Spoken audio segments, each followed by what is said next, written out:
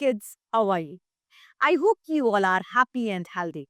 Today, we read our chapter, and our chapter name is Use of Can and Cannot. Let's come and start our chapter. It's chapter number 21. Can का use हम जब कोई काम को कर सकते हैं, that means I can do it, मैं ये कर सकता हूँ. और cannot, I cannot do it.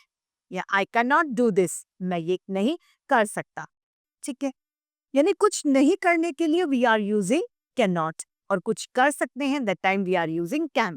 Like I can speak English, मैं English बोल सकता हूँ. I cannot speak English, मैं English नहीं बोल सकता हूँ. That means can is used for किसी काम को करने के लिए और cannot is used for किसी काम को नहीं कर सक पाने के लिए. This is a fish. It can swim. ये मछली है, ये फिश है और ये स्विम कर सकती है. It cannot run. ये भाग नहीं सकती. It cannot live without water. ये पानी के बिना नहीं रह सकती.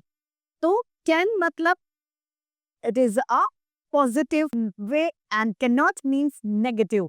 That means ये हमें किसी काम को नहीं करने के लिए बताता है और can किसी काम को करने के लिए बताता है. This is a dog. Here is a picture given of a dog. It can walk. ये walk कर सकता है. It can run. ये भाग भी सकता है. It cannot fly. लेकिन ये उड़ नहीं सकता. तो नहीं के लिए हमने क्या किसका यूज किया? Cannot का. Next is this is a boy. He can walk. वो walk कर सकता है. He can run. वो भाग भी सकता है. He can read. वो पढ़ भी सकता है. He cannot fly. वो उड़ नहीं सकता. क्या नहीं कर सकता? उड़ नहीं. मतलब किसी काम को नहीं करने के लिए cannot का यूज किया. This is a horse. It can walk. ये चल सकता है. It can run. ये भाग सकता है. It cannot read. लेकिन ये पढ़ नहीं सकता. It is a peacock. It can walk and run. ये walk भी कर सकता है और run भी कर सकता है.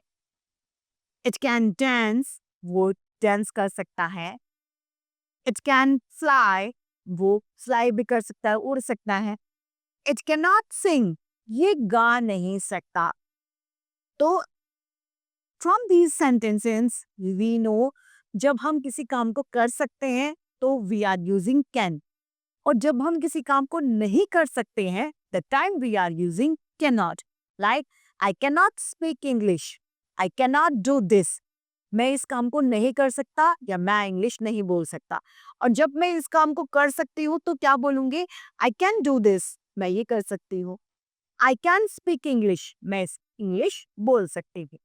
So from these sentences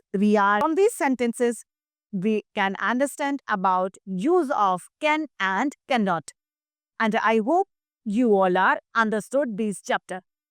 It's enough for today. Thank you.